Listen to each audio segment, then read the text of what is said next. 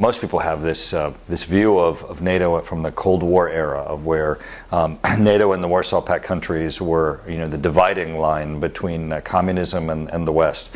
But I think people even then saw NATO as the champion of democracy, and we saw that in action once the Berlin Wall fell. That NATO was the platform, if you will, for the Eastern European countries for democratization and for the reform of their important institutions. Mike Turner, I'm a congressman from the 3rd District of Ohio. I'm the chair of the U.S. delegation to the NATO Parliamentary Assembly.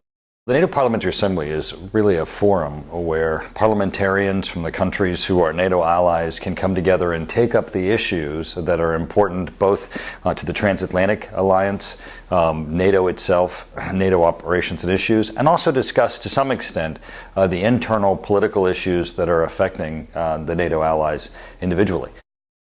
Without NATO, you don't have both the infrastructure or the format for dialogue and discussion and decision making. The voice of the United States, the political will of the United States in calling Europe to look into its own backyard to affect peace, resulting in the Dayton Peace Accords, named after my hometown, Dayton, Ohio, I think is an excellent example of NATO working both politically and also militarily.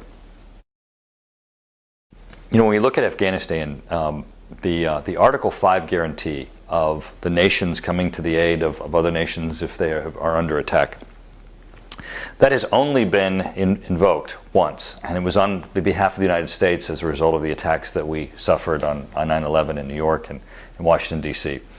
And so I think a reflection on Afghanistan certainly shows that the alliance worked, that the alliance did come together, and now, obviously, with the issue of Afghanistan and the sustained commitment that both NATO and the United States have made, there needs to be a review as to what are we going to do in the future to make certain that our efforts in Afghanistan result in a country that is stable and represents no security threat to NATO or the United States.